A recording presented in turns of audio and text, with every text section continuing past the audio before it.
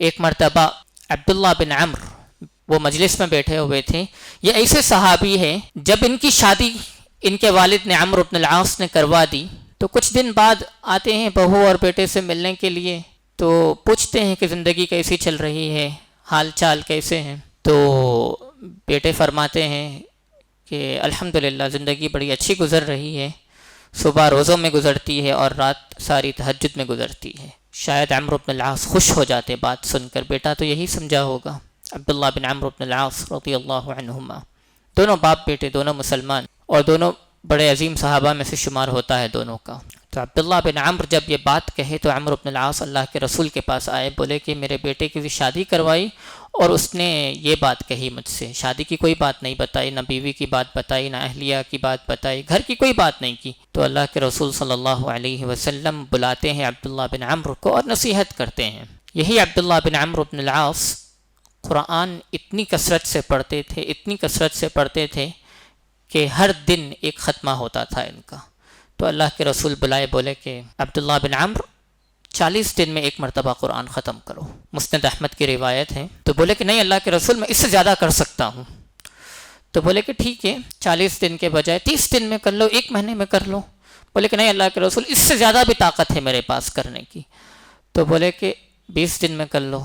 بولے کہ نہیں اس سے بھی زیادہ طاقت ہے. بولے 15 دن میں کر لو. بولے نہیں یا اللہ, اے اللہ کے رسول نہیں اس سے بھی زیادہ طاقت ہے میرے پاس. تو 15 سے ہوا 10, 10 سے ہوئے 7 دن, 7 دن سے ہوئے 3 دن. پھر اللہ کے رسول بولے اس سے زیادہ میں ختم نہیں کرنا. یہ عبداللہ بن عمرو ان کے لیے بتائی گئی تھی جو کہ ہر دن قرآن ختم کرتے تھے, اور ہم نے اس کو پکڑ لیا. اور پھر جب ختم قرآن کی باتیں ہوتی ہیں تو کافی شبہات آ جاتے ہیں جو آج کے خطبے سے تعلق نہیں ہے وہ موضوع کا. تو یہ ایسے صحابی کو اللہ کے رسول نے بولا کہ 3 دن سے زیادہ کی اجازت میں تم کو نہیں دیتا ہوں.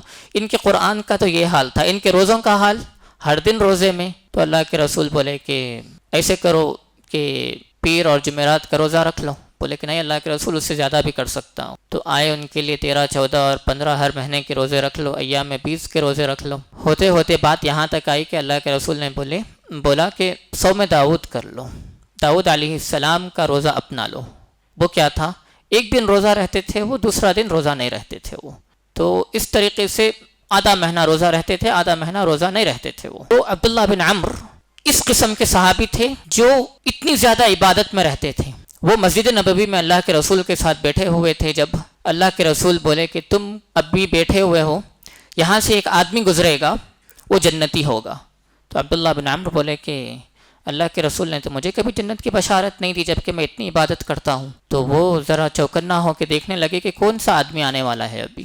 تو دیکھے کہ ایک آدمی آیا, چپل اٹھایا, بغل میں رکھا, گیا 2 رکعت نماز پڑھا, جو بھی نماز پڑھنی تھی اس کو پڑھا, چلا گیا. دوسرے دن اللہ کے رسول پھر بولے, وہی جملہ بولے, وہی آدمی آیا, وہی حرکت کی. تو عبداللہ بن عمرو پھر تھوڑا تعجب میں پڑ گئے کہ یہ کیا کر رہا ہے, کچھ ایسی تو چیز ہوگی جو اللہ کے رسول جانتے ہیں جو ہم کو نہیں نظر آ رہا ہے. تیسرے دن بھی وہی ہوا. تو عبداللہ بن عمرو گئے وہ آدمی کے پاس, بولے کہ چچا میرے ابا سے کچھ اختلاف ہو گیا ہے, 3 دن کچھ دن آپ کے پاس میں گزار لوں کیا؟ بولے کہ ہاں آ جاؤ, بیٹھ جاؤ میرے پاس, میرے گھر میں رہ جاؤ. اور یہ عرب کا طریقہ تھا کہ کوئی مہمان آتا تو اس سے وہ لوگ وجہ نہیں پوچھتے کہ کیوں آئے, 3 دن بغیر پوچھے اس کی مہمان نوازی کرتے. 3 دن کے بعد وہ لوگ پوچھتے کہ کیا تمہارا سبب تھا, تم کیوں آئے ہو یہاں پر. 3 دن تک صرف مہمان نوازی میں لگے رہتے. تو عبداللہ بن عمرو پہلی رات کپڑا ڈھانپ لیے, سونے کی ایکٹنگ کرنے لگے وہ, تاکہ دیکھیں کہ یہ آدمی کیا کرنے والا ہے رات میں, کیونکہ رات کی گہرائی میں خلوت میں کچھ تو کرتا ہوگا یہ آدمی جو اللہ تعالیٰ جانتے ہیں, جو اللہ کے رسول کو ہے نا وحی کے ذریعے علم ہو گیا ہوگا. دیکھا کہ یہ آدمی تیار ہوا, وہ نماز سونے کے لیے تیار ہوا, بسمک اللہم اموت واحیا دعا پڑھا اور لیٹ گیا, سو گیا. بولے کہ یہ تو تہجد بھی نہیں پڑھا. اور دیکھے کہ شاید یہ رات کے تھوڑے پہر کے لیے سو جائے گا اور پھر آخری پہر میں اٹھ کے شاید نماز پڑھ لے گا. دیکھے کہ فجر تک سو رہا ہے. تو بولے کہ شاید آج بیمار تھا ہوگا, کچھ تو تھا ہوگا آج جو یہ نہیں کیا, جس کی وجہ سے آج ایک دن میں حکم نہیں کر سکتے, اس پر فیصلہ نہیں لگا سکتے. تو دوسرے دن بھی دیکھے, دوسرے دن بھی وہی حالت, تیسرے دن بھی وہی. تو بولے کہ چچا اصل بات یہ ہے کہ میں ایک مجلس میں بیٹھا ہوا تھا اور اللہ کے رسول نے ایسی بات کہی تھی تو آپ آئے, 3 دن بھی آپ ہی آئے. تو ایسی کیا چیز ہے جو آپ کرتے ہیں, کیونکہ آپ تو نہ روزہ رکھ رہے ہیں دن میں, نہ رات میں تہجد پڑھ رہے ہیں, نہ قرآن, نہ کچھ, تو آپ ایسا کیا کر رہے ہیں؟ تو بولے کہ بیٹا میں تو کچھ زیادہ بہت کچھ نہیں کرتا ہوں، لیکن ہر رات سونے سے پہلے دل میں یہ بات تھام لیتا ہوں اور دل میں یہ بات کہہ لیتا ہوں اور اپنے دل کو یہ بات سے مطمئن کر دیتا ہوں کہ جو بھی آدمی، جو بھی انسان میرے ساتھ ظلم کیا، زیادتی کیا، اور جو بھی انسان کے لیے میرے دل میں کدورت ہو، دشمنی ہو، جو بھی ہو، سب کو میں اللہ کے لیے معاف کیا، اور دل سب کے لیے میں نے معاف کر کے، اللہ کے لیے سب کو معاف کر کے دل سب کے لیے صاف کر کے میں سو جاتا ہوں۔ تو یہ گویا کہ ہر دن یہ آدمی اپنا دن شروع کرتا ہے جیسا کہ وہ پھر سے لوگوں سے ملنے والا ہے، لوگوں کو پھر سے یہ ایکسپیرینس کرنے والا ہے۔